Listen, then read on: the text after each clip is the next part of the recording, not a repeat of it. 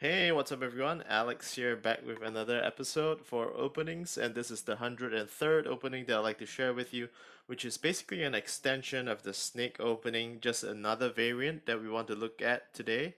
So it's called a Mamushi opening. So let's quickly run through the sequence. It's the typical start to the diagonal before we lead up to the snake opening. Considering that Mamushi is a sub variation of the snake opening, one would expect the same sequence as well. So snake starts off with this move to f7, and of course, the usual response by white is to actually play a straight up cut to regroup into the center, followed by black taking this. So white jumping in over here, it's usually the case of the standard sequence.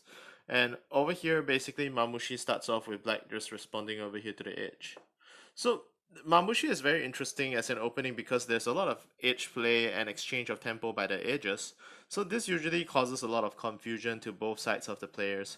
So I would say if you were black and you were initiating snake opening, you should be fairly confident with your edge play opening, and I would highly recommend this for maybe intermediate or advanced and above level players. You should be able to know what you're doing before you kind of undertake edge play based openings that are usually higher risk than centralization openings.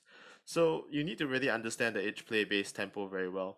So the typical kind of book sequence that follows is white attacking over here, giving black little choice but to take the unbalanced edge, because if you don't take the unbalanced edge and play somewhere else, potentially white can grab a strong edge.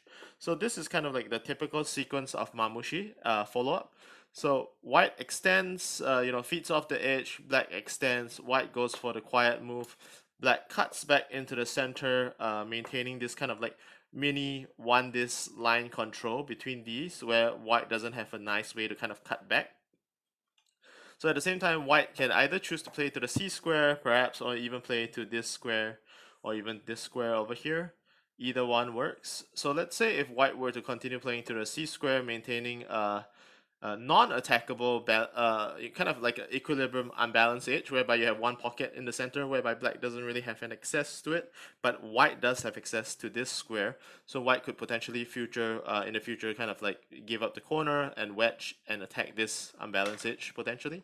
So that's one way to kind of play it, and assuming if black continues to play and keep a compact center shape, white could then continue perhaps over here, one this flip, or maybe even sacrifice. But if you were to play a cut back into the center move like this, one of the things that you sacrifice is your potential access over here, which kind of nullifies the effect that you do previously to kind of feed off the corner, because once you feed off the corner right now, you wouldn't really have access to kind of wedge in between and attack this corner to the left.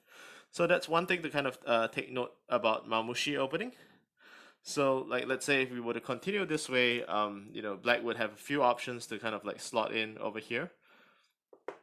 So let's just maybe cut back over here.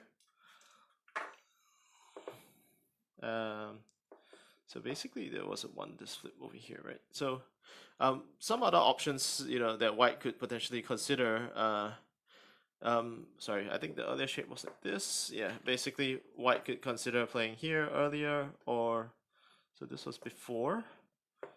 Yeah, so this was the before shape. So basically white could consider taking this move or this move perhaps, and kind of wait for this before deciding whether to commit to the C square edge.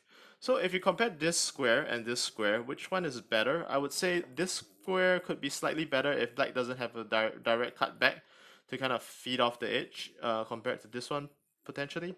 But of course, if you play white, black could also potentially play this. So this one gives up an opportunity for black to play this as well. So I slightly prefer this, whereby black might potentially follow up with this move, and then followed by this move, you have that option, to kind of attack the C square again, but kind of have the split of this later on, which creates one more access for white. So if white were to play this, white could potentially have one more move over here while retaining this kind of horizontal row control. So that's also a possibility for the Mamushi opening for white's response. But given that this opening is a black initiated opening, you would then it would be then important to kind of know where should black counter over here. So basically, I would say Mamushi opening, it's something that goes into the edge play pretty fast. So you definitely need to know the follow up. Maybe you can even create a surprise. Supposedly, if you didn't want to play the C square earlier and you jump into the center, that could be a possible viable option as well. So yeah, hopefully you like this opening. And for edge play lovers, I highly recommend this opening for you and to kind of trick your opponent. So if you're confident with your basic fundamental skills from an edge play perspective, go ahead and try out this opening. Hopefully it helps your game. Thank you very much for joining me, and I'll see you at the next episode. Goodbye.